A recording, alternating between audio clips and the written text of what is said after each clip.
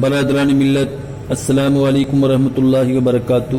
نحمدہ ونصلی علی رسولہ الکریم، اما بعد فاعوذ باللہ من الشیطان الرجیم، بسم اللہ الرحمن الرحیم۔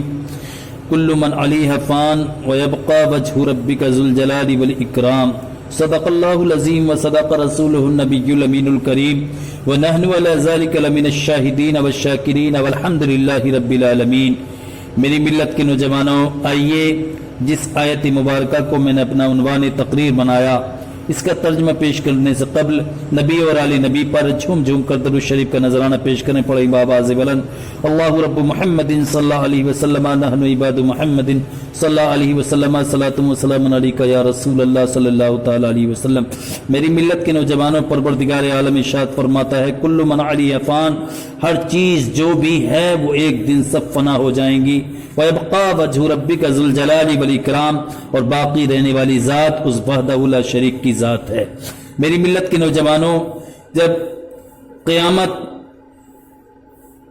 کی ساری نشانیاں پوری ہو جائیں گی اور مسلمانوں کی بغلوں سے وہ خوشبودار ہوا گزرے گی جس سے تمام مسلمانوں کی وفات ہو جائے گی، یعنی جب قیامت کی جتنی نشانیاں ہیں سب پوری ہو جائیں گی ایک ایک کر کے، تو پھر ایک ہوا ایسی چلے گی، پروردگار عالم ایک ایسی خوشبودار ہوا چلائے گا کہ جو مسلمانوں کی بغلوں سے گزرے گی، کہ جس سے تمام مسلمانوں کی وفات ہو جائے گی، موت ہو جائے گی۔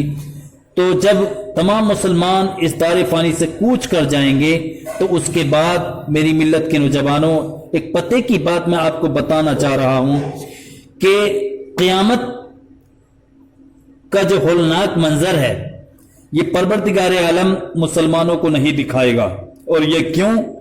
کہ وہ اپنے حبیب سے غائب درجے کی محبت کرتا ہے۔ جب اپنے حبیب سے غائب درجے کی اس کو محبت ہے تو اپنے حبیب کی امت سے بھی غائب درجے کی محبت ہے۔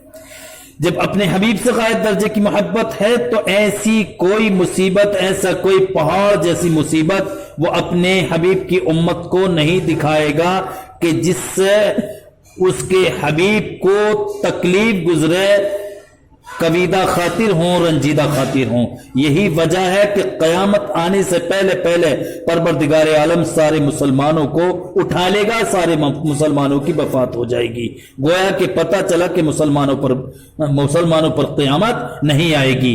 جب قیامت آئے گی تو صرف کافر ہی کافر ہوں گے۔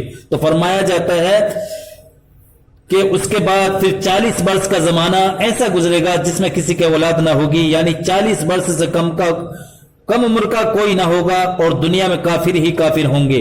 اللہ کہنے والا کوئی نہ ہوگا، اللہ اکبر۔ کوئی اپنی دیوار لیپتا ہوگا، کوئی کھانا کھاتا ہوگا، قرض، سب اپنے اپنے کام میں لگے ہوں گے کہ یکایک اللہ تعالیٰ کے حکم سے حضرت اسرافیل علیہ السلام سور پھونکیں گے۔ پہلے اس کی آواز ہلکی ہوگی اور بعد میں دھیرے دھیرے بہت کڑی ہو جائے گی، لوگ کان لگا کر اس کی آواز سنیں گے اور بے ہوش ہو کر گر پڑیں گے اور مر جائیں گے۔ پھر آسمان، زمین، دریا، پہاڑ، یہاں تک کہ خود سور اور اسرافیل علیہ السلام اور تمام فرشتے فنا ہو جائیں گے۔ اس وقت سوا اللہ وحدہ لا شریک کے کوئی باقی نہ رہے گا۔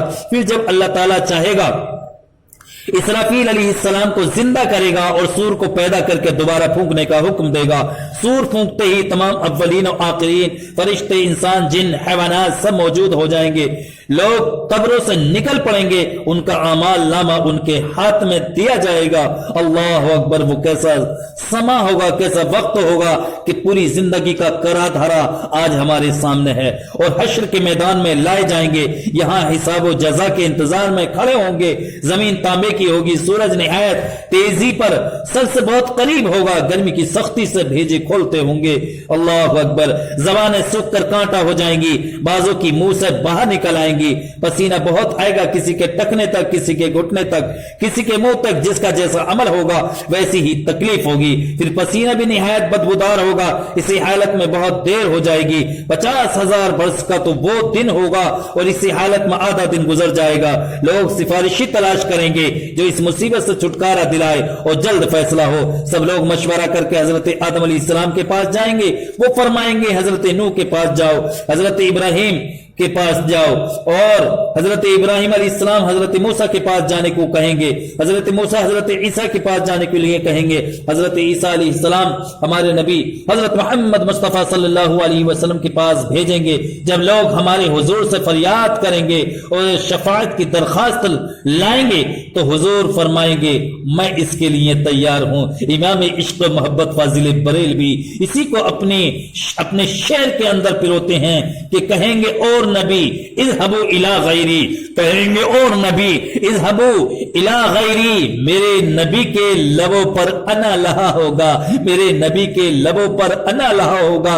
मेरे आका फरमाएंगे अना लहा, मैं इसके लिए तैयार हूं। सुभान अल्लाह, ये फरमा कर बारगाह इलाही में सजदा करेंगे। अल्लाह ताला फरमाएगा ए मोहम्मद सल्लल्लाहु ताला अलैहि वसल्लम, ए मेरे चहीते, मेरे लाडले, मेरे महबूब, सर उठाओ, कहो सुना जाएगा, मांगो पाओगे, शफाअत करो कबूल की जाएगी। अब हिसाब शुरू होगा, मिजान अमल में अमाल तोले जाएंगे, अपने ही हाथ पांव बदन के आज़ा अपने खिलाफ गवाही देंगे। अल्लाहु अकबर। वो कैसा वक्त होगा कि हमारे पार्ट साफ बॉडी, जिस्म का एक एक हिस्सा हमारे खिलाफ गवाही के लिए तैयार खड़ा होगा। जमीन के जिस हिस्से पर कोई अमल हमने किया था वो भी हमारे खिलाफ गवाही देने के लिए तैयार होगा। ना कोई यार होगा, ना कोई मददगार होगा। अल्लाहु अकबर। न बाप बेटे के काम आएगा, न बेटा बाप के। अमाल पूछे जा रहे हैं जिंदगी भर का, सब किया हुआ सामने है, न गुनाह से इंकार कर सकता है, न कहीं से नेकियां मिल सकती हैं। इस बेकसी के वक्त में दस्तगीर बेकसा हुजूर पुर नूर महबूबे खुदा मोहम्मद मुस्तफा सल्लल्लाहु अलैहि वसल्लम काम आएंगे। आज ले उनकी पनाह, आज मदद मांग उनसे, फिर न मानेंगे क़ियामत में अगर मान गया।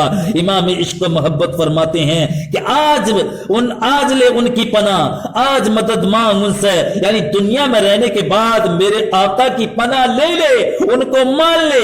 अगर आज तो मान गए तो कयामत के दिन मेरे आका मान जाएंगे, और अगर आज तू नहीं माना तो कल कयामत के दिन तू मानेगा, लेकिन मेरे आका नहीं मानेंगे। आज ले उनकी पनाह, आज मदद मांग उनसे, फिर न मानेंगे क़ियामत में अगर मान गया। और की मोहम्मद से वफा तूने तो हम तेरे हैं, ये जहां चीज है क्या लौह कलम तेरे हैं। और मोहम्मद की मोहब्बत दीन हक की शर्त अव्वल है, इसी में हो अगर खामी तो सब कुछ नामुकम्मल है। मेरी मिल्लत के नौजवानों, मेरे आका अपने मानने वालों की शफाअत फरमाएंगे, और अल्लाह के रसूल सल्लल्लाहु अलैहि वसल्लम की शफाअत मुख्तलिफ दर्जे रखेगी।